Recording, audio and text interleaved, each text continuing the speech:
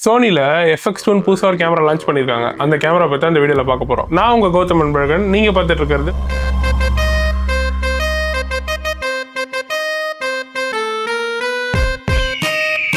வாங்க வீடியோக்குள்ள போலாம். நேத்து இந்த கேமரா லான்ச் அப்போ பெட்டா பிக்சல் ஒரு யூடியூப் சேனல்காரன் ஒரு சம்பவம் பண்ணிட்டான். அவன் தான்டா இன்னைக்கு பெரிய வேலை பார்த்து விட்டு போயிட்டான். என்னன்னா சோனில ப்ராடக்ட் லான்ச் பண்றதுக்கு முன்னாடியே அவன் ஃபுல் ரிவ்யூ போட்டான். ரிவ்யூ போட்டது இல்லாம கன்க்ளூஷன்ல இந்த கேமரா ஒரு பாஸ்ட்ல இருந்து வந்த கேமரா வேற சொல்லிட்டான். என்னடா மூஞ்சி இது?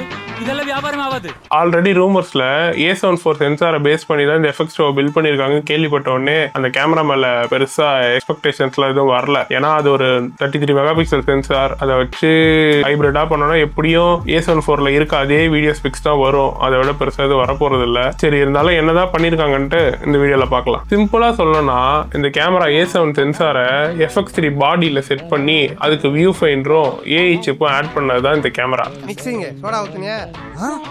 சரி சொல்லு. இதுல யூஸ் பண்ணிருக்கிறது ஒரு 33 mega pixel back side illuminated sensor. இதே சென்சார் தான் சோனி A7 4லயும் இருக்கு, A7 C2லயும் இருக்கு. என்னதான் FX3 பாடி A7 4ஓட சென்சார்னு சொன்னாலும் இந்த கேமரால ஆல்பா 1 மார்க் 2ல இருக்க ஃபியூச்சர்ஸும் R5ல இருக்க ஃபியூச்சர்ஸும் ஆட் பண்ணிருக்காங்க. Human pose estimation, auto framing, ஸ்டெபிலைசர்னு இதுல ஏகப்பட்ட ஃபியூச்சர்ஸ் இருக்கு. ஆட்டோ ஃபோக்கஸ்ல FX3 FX30 விட 30% பெஸ்டா பெர்ஃபார்ம் பண்ணணும்னு சோனி சைட்ல இருந்து கிளைம் பண்றாங்க. ஆனா நம்ம அதை ரியல் டைம் யூசேஜ்ல யூஸ் பண்ணி பார்த்தா தான் நமக்கு அது எந்த அளவுக்கு யூஸ் ஆகுதுன்றது தெரியும். அண்ட் இது இல்லாம நிறைய ஆட்டோ ஃபோக்கஸ் சப்ஜெக்ட் டிடெக்ஷன் இருக்கு. அண்ட் அந்த சப்ஜெக்ட் டிடெக்ஷனையுமே நீங்க ஆட்டோ மோட்ல வச்சுக்கலாம். லைக் அது எந்தெந்த சப்ஜெக்ட்ன்றது அதுவே டிடெக்ட் பண்ணிக்கும். அண்ட் இது இல்லாம இது ஒரு சினிமா லென்ஸ் கேமரான்றதுனால இதுல ஷட்டர் ஆங்கிள் இருக்கு.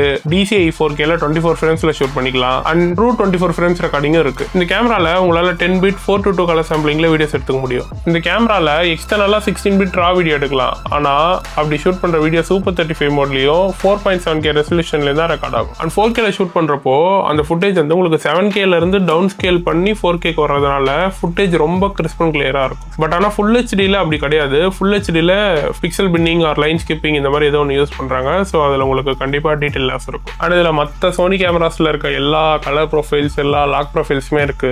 எக்ஸாம்பிள் S-Log2, S-Log3, HLG இது எல்லாமே இருக்கு. இது இல்லாம இன்னும் புதுசா FL2, FL3ன்னு 2 மோட் கொடுத்துருக்காங்க. லைக் ஃபிலிம் லுக் மோடுன்னு நினைக்கிறேன். அந்த மோட்ஸும் இருக்கு. அண்ட் இதுல உங்களால 16 யூசர் லெட்ஸ் வரைக்கும் இம்போர்ட் பண்ணிக்க முடியும். அண்ட் இதுல புதுசா FPS டேப்னு ஒரு டேப் கொடுத்துருக்காங்க. அந்த டேப்ல நிறைய variable frame rates, fixed frame rates, நிறைய ஃப்ரேம் ரேட் ஆப்ஷன்ஸ் இருக்கும். அதுல எதுல வேணா நம்ம ஈஸியா ஷூட் பண்ணிக்கலாம். அண்ட் இது சோனி A7 4ல இருக்க அதே சென்சார்ன்றதுனால கண்டிப்பா இந்த சென்சாரை வச்சு 4K 60 ஃப்ரேம்ஸ் ஃபுல் ஃப்ரேம்ல ஷூட் பண்ண முடியாது. 33 மெகா பிக்சல்ல ஃபுல் ஃப்ரேம்ல ஷூட் பண்ணோம் 4Kலன்றது ஒரு பெரிய விஷயம் தான். ஆக்சுவலா இது வந்து ஆனா ஒரு டிபேட்டபிளான டாபிக் தான். சில பேருக்கு இது ஒரு பிரச்சனையே இல்லை. ஏன் சொல்ல போனா இது ஒரு அவங்களுக்கு பிளஸ் பாயிண்டா கூட சொல்லுவாங்க. சில பேருக்கு இதை மைனஸா பேசுவாங்க. என்னை பொறுத்தளவுக்கு 4K 60 ஃப்ரேம்ஸ் கிராப்ல ஷூட் பண்றது அவ்வளோ பெரிய மைனஸ்லாம் இல்லை. ஓகே தான். ஸ்டில்மே அது ஒரு 4.8K கிட்ட இருந்து டவுன் ஸ்கேல் பண்ற ஃபுட்டேஜ் தான். ஸோ ஃபுட்டேஜ் எல்லாம் நல்லா ஷார்ப்பாவே இருக்கும். அண்ட் இதுல ஃபிலிம் கேமராஸ்ல இருக்க மாதிரியே பிக் 6 மெனு சிஸ்டமும் இந்த கேமரால கொடுத்துருக்காங்க. அதை ஈஸியா நேவிகேட் பண்றதுக்கு கேமரால ஹோம்னு ஒரு பட்டனும் புதுசா ஆட் பண்ணிருக்காங்க.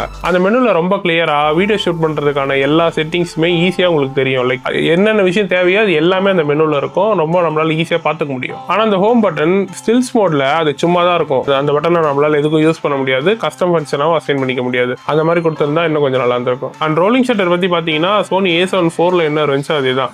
4K 24 ஃப்ரேம்ஸ்ல 26.1 மில்லி செகண்ட்ஸ் இந்த ரேஞ்சில் இருக்கும். A7 4ல எந்த அளவுக்கு ரோலிங் ஷட்டர் ஒரு பிரச்சனையா இருந்துச்சோ அதே தான் இதுலயும். இதுல எதுவும் எக்ஸ்ட்ராவும் இல்லை, இதுல இன்னும் இம்ப்ரூவும் பண்ணல. அப்புறம் A7 4ல இல்லாத டைனமிக் ஆக்டிவ் ஸ்டெபிலைசேஷனும் இந்த கேமரால இருக்கு. நீங்க வாக் பண்றப்போ, ரன் பண்றப்போ ரொம்ப ஒரு கிம்பிள் லைக் ஃபுட்டேஜ் வந்து உங்களுக்கு ஆன் கேமராலே கிடைக்கும். பட் ஆனா அது ஃபுட்டேஜ் ரொம்ப கிராப் பண்ணும். அண்ட் இதுல நீங்க வீடியோஸ் எடுக்கிறப்பவே போட்டோஸ் எடுத்துக்கலாம். போட்டோஸ்னா எக்ஸாக்டா போட்டோஸ் இல்ல, ஒரு ஸ்கிரீன் கிராப் மாதிரி ஒன்று எடுத்துக்கலாம். இந்த கேமரால அனமார்பிக்கான சப்போர்ட்டுமே இருக்கு. ஆனா 1.33x இல்லைன்னா 2x அனமார்பிக் மட்டும் தான் இப்போதைக்கு சப்போர்ட் கொடுத்துருக்காங்க. அண்ட் என்னதான் இது ஒரு A7 4 பெஸ்ட் சென்சாரா இருந்தாலும் இதுல நேட்டிவ் ஐஸ் வந்து லைட்டா பூஸ்ட் பண்ணிருக்காங்க. A7 4ல வந்து S-Log3ல ஷூட் பண்றப்போ 800 3200 தான் நேட்டிவ் ஐஸோ. பட் இந்த கேமரால 800 4000 நேட்டிவ் ஐஸோ.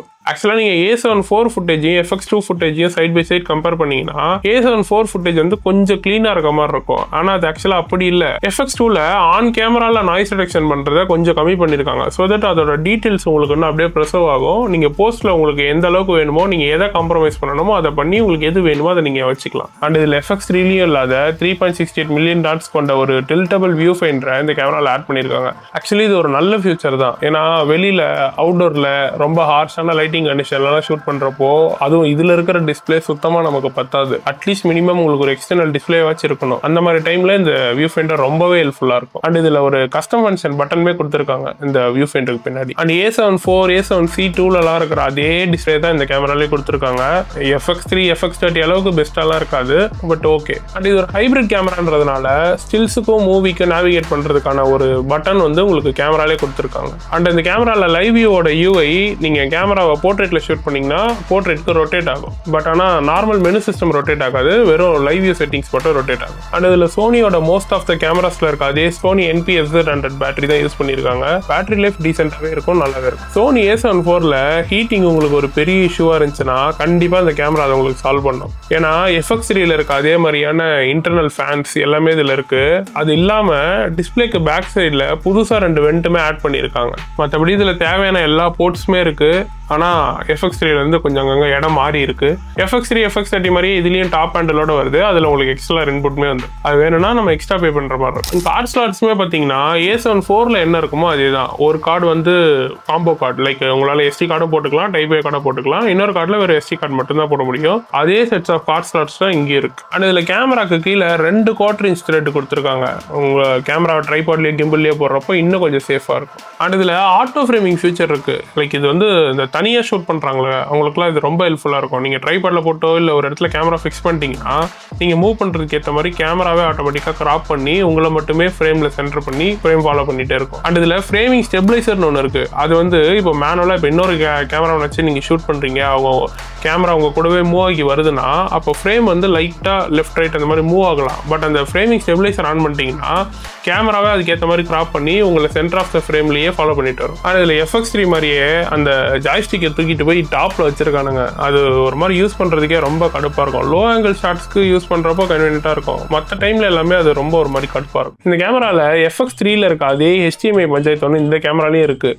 என்னன்னா நீங்கள் லாக் மோடில், அதாவது அந்த சினிஐ மோட் அந்த மோடில் ஷூட் பண்ணுறப்போ HDMI வழியாக 4K ஃபுட்டேஜை உங்களால் எக்ஸ்டர்னல் ரெக்கார்ட் இருக்கோ இல்லை மானிட்டருக்கோ எதுக்குமே உங்களால் அனுப்ப முடியாது. இதை நீங்கள் ஆனால் பிக்சர் ப்ரொஃபைலில் வச்சு S-Log3ல ஷூட் பண்ணிங்கன்னா பண்ண முடியும். பட் ஆனால் அந்த லாக் மோடில் பண்ணிங்கன்னா மட்டும் உங்களால் 4Kல எந்த வீடியோமே ட்ரான்ஸ்மிட் பண்ண முடியாது. நீங்கள் எக்ஸ்டர்னலாக ரெக்கார்ட் பண்ணுறப்போ இது உங்களுக்கு பிரச்சனையாக இருக்காது. ஆனால் நீங்கள் இன்டர்னலாக ரெக்கார்ட் பண்ணிக்கிட்டு எக்ஸ்டர்னலாக 4Kல ஸ்டீம் பண்ணணும் இல்லை பேரலாக எக்ஸ்டர்னலி ரெக்கார்ட் பண்ணணும்னு நினச்சிங்கன்னா இது உங்களுக்கு பிரச்சனை தான். ஓகே ப்ரோ, அப்போ A7 IVக்கும் FX2க்கும் என்னதான் வித்தியாசம்னு கேட்டிங்கன்னா ஆக்சுவலாக டிஃப்ரென்ஸ் நிறையவே இருக்கு. என்னதான் ரெண்டுமே ஹைபிரிட் கேமராவா இருந்தாலும் FX2ல நிறைய இம்ப்ரூவைஸ் பண்ணியிருக்காங்க. குறிப்பா சொல்ல போனா வீடியோ சைட்ல ஏகப்பட்ட அப்கிரேட் பண்ணியிருக்காங்க. லைக் சின்ன சின்ன அப்கிரேட்ஸ் தான், ஆனா அது எல்லாமே நமக்கு நிறைய வகையில யூஸ்ஃபுல்லா இருக்கும். லைக் அந்த வியூ ஃபைண்டர், கேமராவோட ஃபார்ம் ஃபேக்டர், இன்டர்னல் கூலிங், இது எல்லாமே அதே A7 IVோட வீடியோ கேப்பபிலிட்டிஸ் தான், ஆனாலும் அதை இன்னும் கொஞ்சம் பெஸ்டா ப்ரொவைட் பண்ணும். ஸோ நீங்க ஒரு ஹைபிரிட் ஷூட்டர் A7 IVஐ விட வீடியோல இன்னும் கொஞ்சம் நல்லா பெர்ஃபார்ம் பண்ற மாதிரி ஒரு கேமரா பிளஸ் அந்த AI கேப்பபிலிட்டிஸ் இதெல்லாம் வேணும்னு நினைச்சீங்கன்னா இந்த கேமரா நீங்க தாராளமா கன்சிடர் பண்ணலாம். ஆக்சுவலா நீங்க ஆல்ரெடி சோனி எக்கோசிஸ்டம்ல இருந்தீங்கன்னா இந்த கேமரா கண்டிப்பா கன்சிடர் பண்ணலாம். பட் ஆனா நீங்க புதுசா வர போறீங்கன்னா உங்களுக்கு நிறைய ஆப்ஷன்ஸ் இருக்கு. டெக்னிக்கலி இதோட நல்லா பண்ணக்கூடிய நிறைய கேமராஸ் உங்களுக்கு ஆப்ஷன்ஸ் அவைலபிளா இருக்கு. லைக் 6K ஓப்பன் கேட்ல ஷூட் பண்ணலாம், இன்டர்னலா ரா ரெக்கார்ட் பண்ணலாம். இந்த மாதிரி ஏகப்பட்ட ஃபியூச்சர்ஸோட கேமரா இருக்கு. பிரைஸ் செக்மெண்ட்டும் ஆல்மோஸ்ட் இதே செக்மெண்ட்லயே உங்களுக்கு கிடைக்கும். இந்த கேமராவோட பிரைஸ் என்னன்னா அப்ராக்சிமேட்டா ஒரு $2,700 $3,000 இருக்கும்னு சொல்றாங்க. அப்படின்னா இந்தியன் பிரைஸ்க்கு அப்ராக்சிமேட்லி ஒரு 2.3 lakhs 2.5 lakhs 6 lakhs அந்த ரேஞ்ச்குள்ள வரும். இந்த வீடியோ உங்களுக்கு பிடிச்சிருந்துச்சுன்னா லைக் பண்ணுங்க, ஷேர் பண்ணுங்க. அண்ட் இந்த மாதிரி இன்னும் நிறைய கண்டென்ட்ஸ் பார்க்கணும்னா சேனலை சப்ஸ்கிரைப் பண்ணிக்கோங்க.